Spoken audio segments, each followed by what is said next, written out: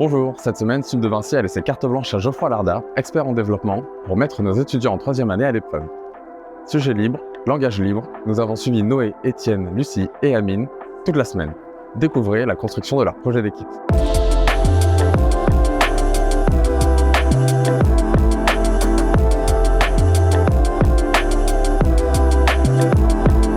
Le thème, il est assez simple. C'est les API des pouvoirs publics. Par pouvoir public, j'entends les API que fournissent le gouvernement ou Bordeaux Métropole, puisqu'on peut aussi travailler dans la localité. Votre objectif, ça va être de permettre une consommation d'une API par le grand public. Donc vous allez devoir définir la première chose, le concept de votre projet. Quelle API et pour quel usage? Vous allez devoir identifier votre cible notamment. Et puis, à partir de là, vous allez devoir identifier un périmètre pour construire un MVP, donc un produit minimum viable, qui soit fonctionnel, donc avec une product backlog, on va en reparler rapidement. Et puis aussi la technique, vous allez devoir décider, vous allez pouvoir choisir la stack sur laquelle vous allez travailler.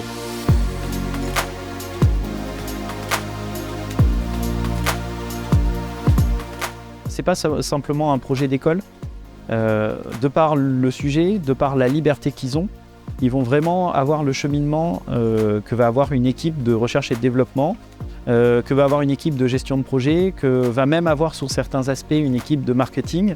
On est parti d'un constat simple, c'est que l'appli TBM galère beaucoup. Du coup, on veut faire TB Marche, donc une appli TBM qui fonctionne. Il y avait un problème, c'était sûr. C'est pas forcément l'appli, c'est déjà l'exploitation du jeu de données. C'est un peu compliqué. Je vais vous expliquer le problème concret. J'ai la liste de tous les bus, tous les trams.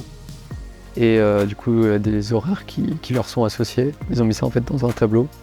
Sauf que pour pouvoir dire tiens je veux tel bus, etc., il faut interroger chaque ligne du tableau jusqu'à ce qu'ils la trouvent.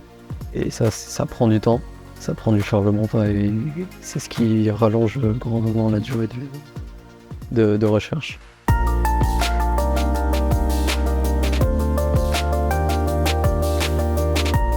On a décidé de partir sur une API plutôt, une fast API plutôt que Java Spring Boot, en l'occurrence Python, qui est pas mal utilisé dans la data. Bon, bien sûr, c'est d'autres librairies qui sont plus, d'autres frameworks qui sont plus utilisés, mais la base est Python. Sur les technos, je suis parti sur un postulat simple, c'est que je connaissais pas à l'avance les groupes, et donc je leur ai laissé une liberté totale dans le choix des technologies.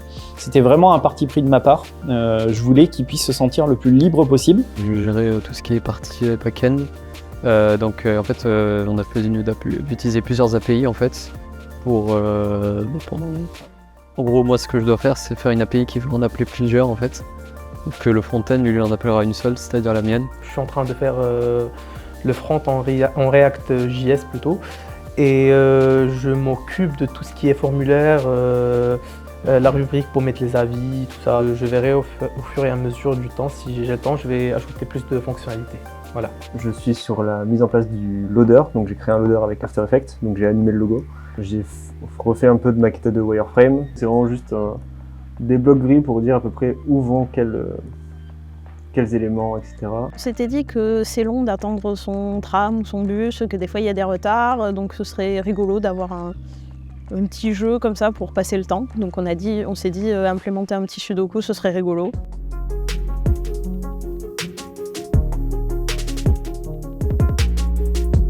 À l'origine, ils étaient partis en deux équipes. Une équipe front, donc composée de 2 personnes, une équipe back composée de 2 personnes également, avec des rôles assez bien définis. Au bout du 2e jour, 3e jour, ils ont reconcentré leurs efforts à 3 sur le back, en laissant une personne sur le front. Ils se sont rendus compte que ça allait être le back-end qui était le plus important dans leur projet. Donc ils sont rentrés en mode commando et ils ont bien relevé le défi. J'ai ouvert mon PC, il y a Noé qui me dit que voilà, en fait, on a changé de techno, donc on va travailler avec Fast API au lieu de Spring Boot. Donc en fait, c'est une métamorphose un peu, donc j'ai dû me mentaliser plutôt pour m'adapter à cette nouvelle, quoi. On a eu pas mal de galères avec les données, donc pour comprendre les données, on s'est mis quand même à 3 cerveaux pour essayer d'extraire le plus facilement, comprendre comment elles étaient faites et tout. Donc on a bossé à 3 une bonne demi-journée au moins sur la compréhension des données, sur l'extraction des données. Du coup, on s'est mis un peu à 3 sur le Python. Le problème, c'est peut-être de ne pas avoir assez fouillé l'API, justement.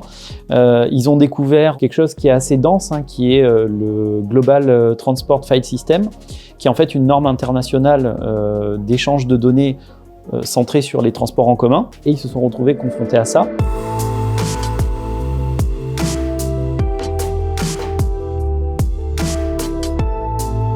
Bon, évidemment, nos exigences ont été baissées par rapport au début de la semaine. Parce qu'au début de la semaine, on avait prévu de faire un truc tout plein, tout complet, etc.